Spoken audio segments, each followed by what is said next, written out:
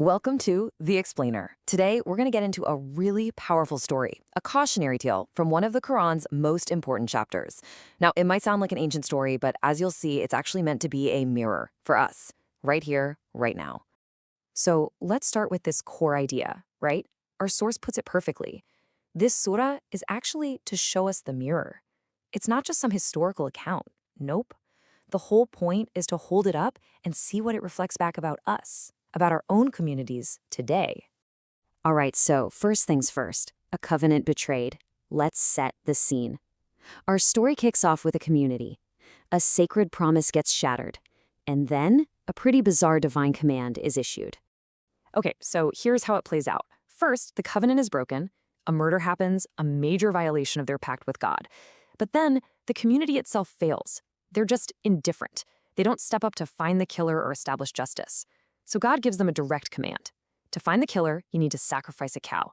Sounds simple enough, right? Wrong.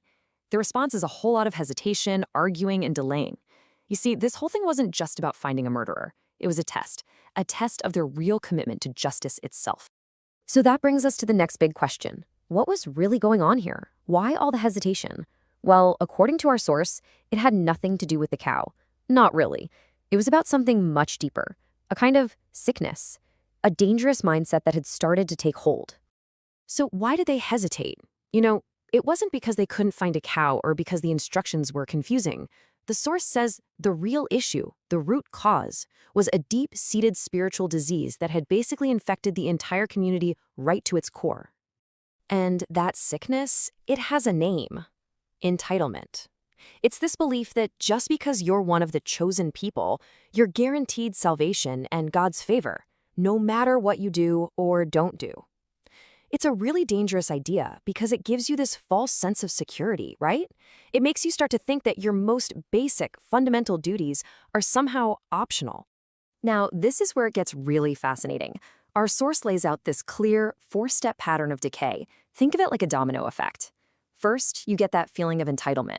Hey, we're the chosen people. That then leads to a loss of urgency.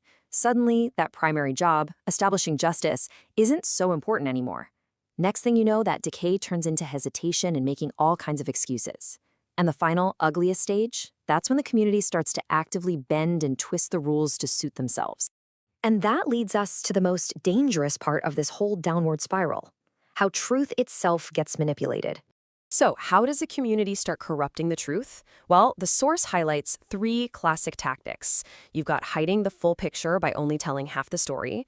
Then there's plucking words from their original context and just dropping them somewhere else where they don't belong at all. And finally, the old classic: exaggerating the parts of the message you like while totally downplaying or ignoring the parts that make you uncomfortable. Sound familiar? And look, this is absolutely the key takeaway here. The foundation of everything, of justice, of law, of faith, is truth. It's not just some nice idea, it's the bedrock. And when a community starts playing games with the truth, starts bending it for convenience, well, the whole structure is just bound to crumble. It's only a matter of time. Okay, and this brings us to the whole point of the story, remember? We're holding up a mirror to ourselves. It's time to stop looking back at them and to turn that mirror right around and look at us, in the here and now. The Quran presents this story as a mirror, and our source challenges us to really look. What do we see in our reflection today? I mean, if we're being brutally honest with ourselves, when we look at our own communities, our own cultures, what's staring back at us? Does it look a little too familiar? Yeah, these are the tough questions, aren't they? The ones we'd probably rather not ask. But the story forces our hand. Are we walking down that same exact path? Have we, too, lost our sense of urgency because of a similar feeling of entitlement? A feeling that, we're the good guys, so we're all set. Okay, so to even begin to answer those questions, we have to get really clear on something first.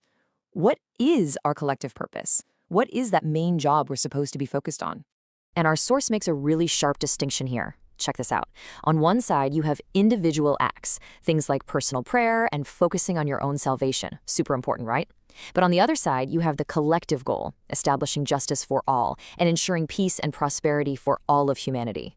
The real danger, the trap, is when we get so focused on that first column that we start using it as an excuse to ignore our duties in the second.